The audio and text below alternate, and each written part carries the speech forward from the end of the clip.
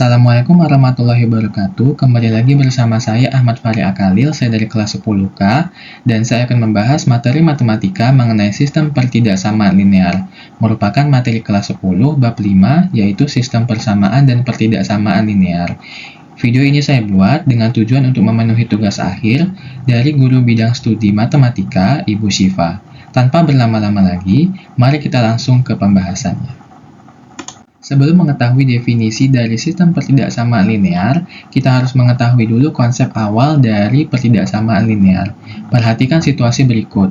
Situasi pertama, untuk menghindari gravitasi bumi, sebuah pesawat ulang-alik harus memiliki kecepatan minimum 11.000 km per jam. Pada situasi kedua, Sandy ingin membeli rumah seharga 300 juta atau kurang. Berdasarkan situasi tersebut, suatu nilai tidak berpatok kepada satu nilai tertentu, tetapi berupa rentan. Misalnya, pada situasi pertama, kecepatan pesawat ulang-alik minimal adalah 11.000 km per jam.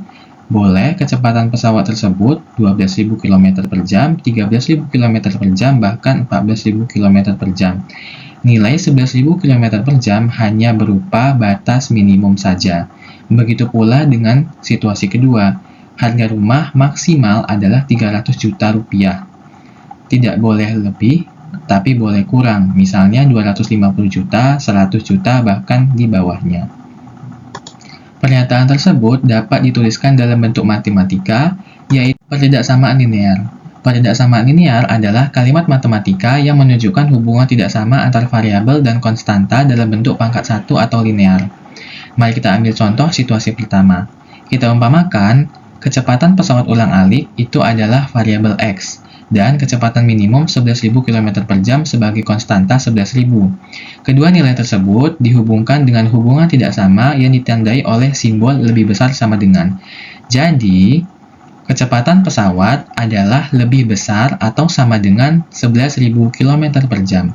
Begitu juga pada kondisi kedua, harga rumah kita umpamakan sebagai variabel X dan harga maksimum adalah 300 juta, disimbolkan sebagai konstanta. Nah, dua nilai tersebut itu dihubungkan oleh hubungan tidak sama, yaitu ditandai dengan simbol lebih kecil sama dengan. Jadi, harga rumah adalah lebih kecil atau sama dengan 300 juta rupiah. Lalu bagaimana dengan sistem pertidaksamaan linear? Sistem pertidaksamaan linear adalah gabungan dari dua atau lebih pertidaksamaan linear. Hal ini dikarenakan situasi yang dinyatakan dalam sistem lebih kompleks. Nah, lanjut kita ke bentuk umum dari sistem pertidaksamaan linear dua variabel. Bentuk umum pertidaksamaan linear dua variabel terdapat dalam 4 bentuk, antara lain, yang pertama, AX tambah BY lebih kecil C.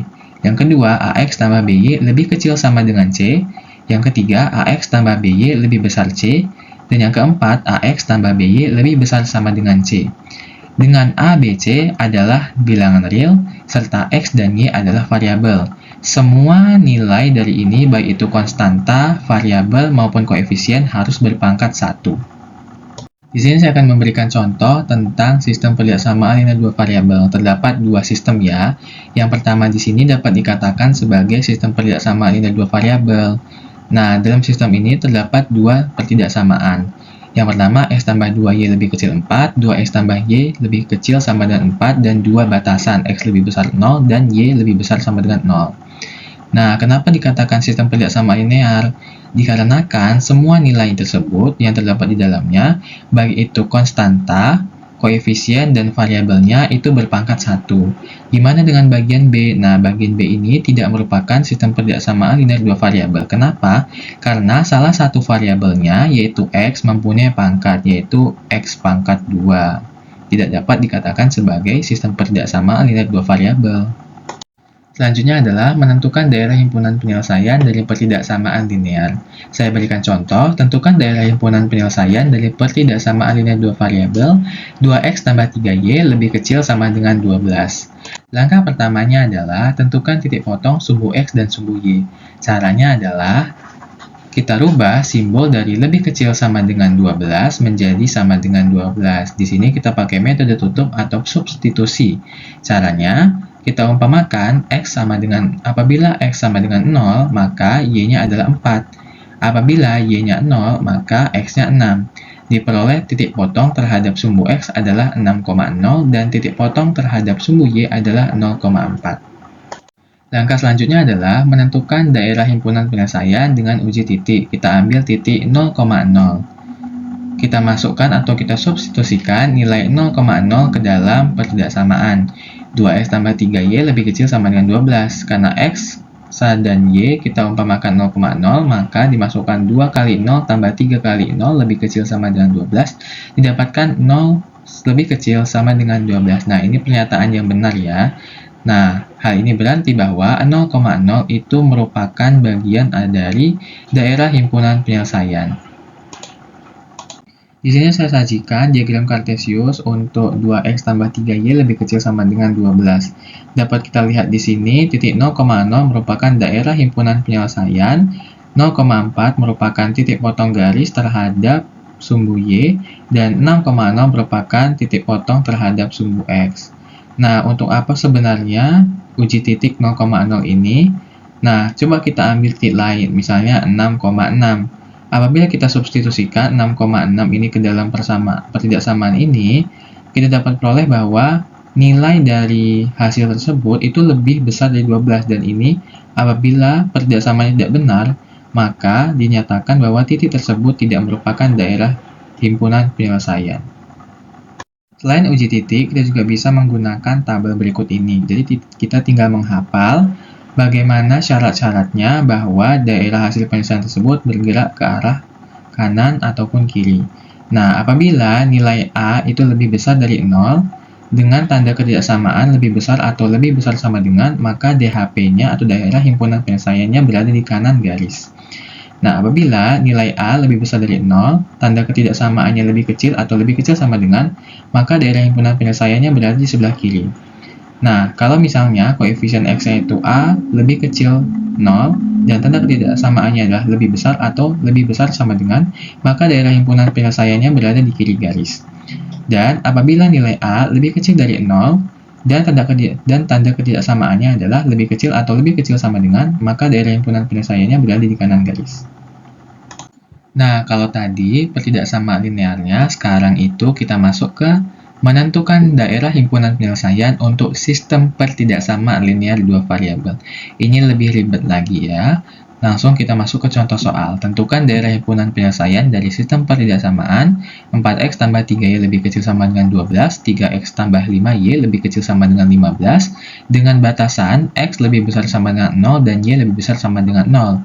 Langkah pertama sama, tentukan titik potong terhadap sumbu x dan y untuk kedua pertidaksamaan. Caranya tetap sama, kita ubah simbol lebih kecil atau simbol pertidaksamaan tersebut menjadi sama dengan. Kita lakukan metode yang sama, yaitu substitusi dengan cara mengganti x dan y-nya menjadi 0. Kita dapat peroleh yang untuk persamaan pertama, 4x tambah 3y sama dengan 12, kita dapat mengetahui titik potong terhadap sumbu x-nya adalah 3,0 dan titik potong terhadap sumbu y-nya adalah 0,4. Sedangkan untuk persamaan kedua, 3x tambah 5y sama dengan 15, kita dapat di sini titik potong terhadap sumbu x-nya adalah 5,0 dan titik potong terhadap sumbu y-nya adalah 0,3. Nah, di sini saya langsung diagram Kartesiusnya. Untuk mengetahui daerah himpunan penyelesaiannya, kita harus tahu bagian atau daerah mana yang dilalui oleh semua pertidaksamaan. Pertama, kita lihat dulu garis 3x tambah 5y lebih kecil sama dengan 15. Di sini daerah himpunan penyelesaiannya. Lalu, untuk yang kedua, 4x tambah 3y lebih kecil sama dengan 12. Ini daerah himpunan penyelesaiannya. Dengan batasan x lebih besar sama dengan 0, maka dia dimulai dari sini. Dan untuk y, itu dia mulai dari y lebih besar sama dengan 0, itu mulai dari atas. Nah, di sini dapat saya coret daerah himpunan penyelesaiannya yang dilalui oleh semua pertidaksamaan adalah daerah yang ini.